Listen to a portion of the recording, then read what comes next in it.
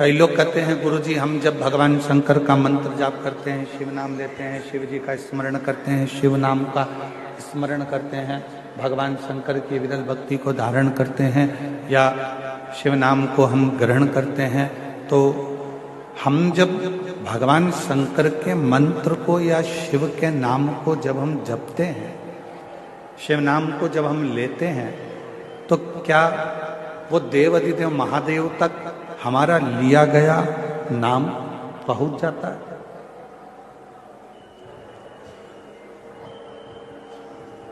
क्या देव अधिदेव महादेव तक हमारा लिया गया नाम पहुंच सकता है? तो पहले तो अपने भीतर से एक भ्रम निकालो, अपने अंदर का एक भ्रम निकालो कि महादेव तक हम जो नाम ले रहे हैं वो पहुंचेगा कि नहीं पहुंचेगा। पहले अपने भीतर का ये भ्रम समाप्त करो। मतलब आपकी दृष्टि में ये है कि आपकी दृष्टि में लगता है कि ऐसा है कि शंकर भगवान हमसे बहुत दूर है, शिव जी हमसे बहुत दूर है। जब तो आपकी बुद्धि में यह बात आती है कि हम जो बात कहेंगे वो शिव जी सुनेंगे कि ना सुनेंगे,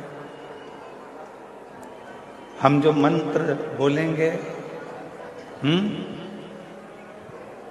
जो मंत्र हम बोलेंगे वो मंत्र शिव जी तक पहुंचेगा कि नहीं पहुंचेगा,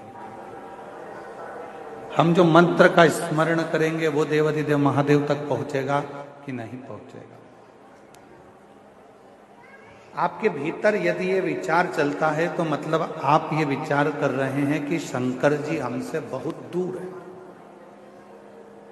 पर शिव महापुराण की कथा कहती है, भगवान देव अधिदेव महादेव का चरित्र कहता है, जिस समय पर आप भगवान देव अधिदेव महादेव का स्मरण करते हो, उनको याद करते हो, उनका स्मरण करते हो, उस समय पर आपको लगता है कि शिव बहुत दूर हैं, तो उन तक हमारी आवाज पहुंचेगी कि नहीं पहुंचेगी।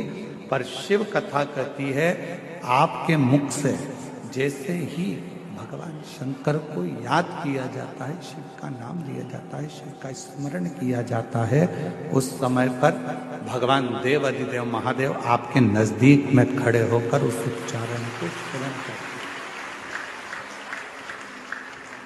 भगवान शंकर उस उच्चारण को श्रवण कर रहे होते हैं, भगवान शिव उस उच्चारणों को श्रवण करते हैं।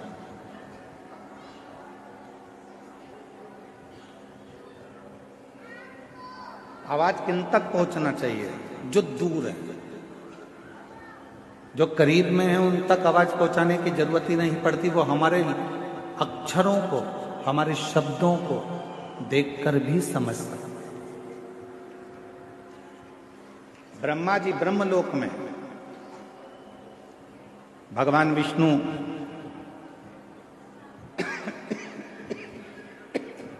बैकुंठ लोक में,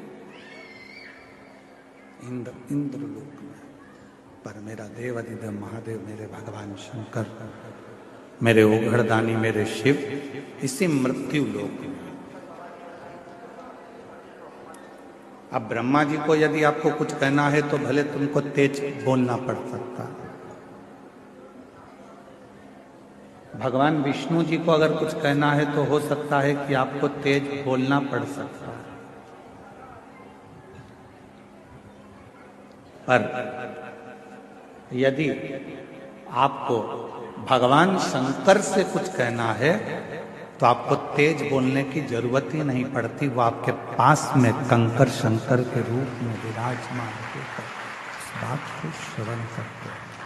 बिल्कुल नजदीक में पहुंचकर, नजदीक में बैठकर उस कथा को श्रवण करते हैं, उस बात को श्रवण करते हैं।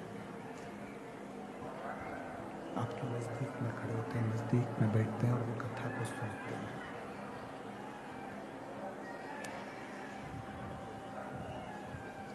शिव नजदीक में है, भगवान शंकर नजदीक में है, शिव नजदीक में है, भगवान शंकर नजदीक में है, शिव की कथा कर रही है, भगवान शंकर का चरित्र कह रहा है, शिव महापुराण की कथा कर रही है।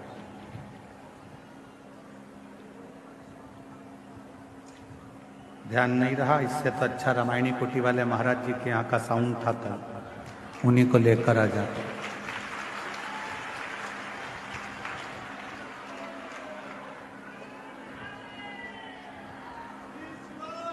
शिव को, भगवान शंकर को, देवादिदेव महादेव को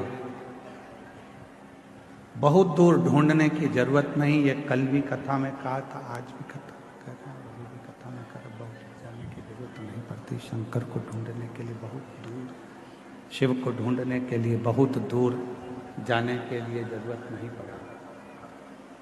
शिव हमारी श्वासों में, शिव हमारी रोमावली में, शिव हमारी धड़कनों में, शिव हमारे रोमों में समाहित है। जब हमको कुछ भगवान देवादिदेव महादेव से कहना है तो आप ये अपने मन से निकाल दीजिए कि हमको बहुत दूर हमारे शंकर भगवान हैं, तो हमको बहुत दूर बैठे हुए शिव से कुछ कहना पड़ेगा।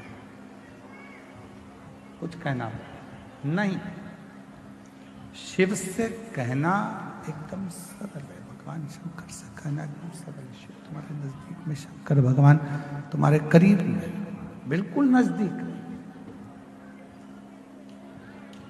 और जब हम भगवान शिव से अपने मन की कोई बात कहते हैं तो दुनिया के लोगों को लगता है कि शिव सुनेंगे ना सुनेंगे।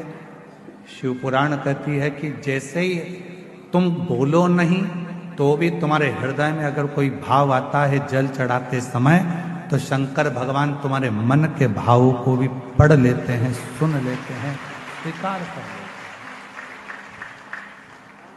भगवान देवादिदेव मन के भावों को, विचारों को, शिव अपने मन के भावों को, अपने विचारों को भी पढ़ लेते, सुन लेते, मन की शुद्ध भावों को भी पढ़ लेते, विचारों को भी पढ़ लेते।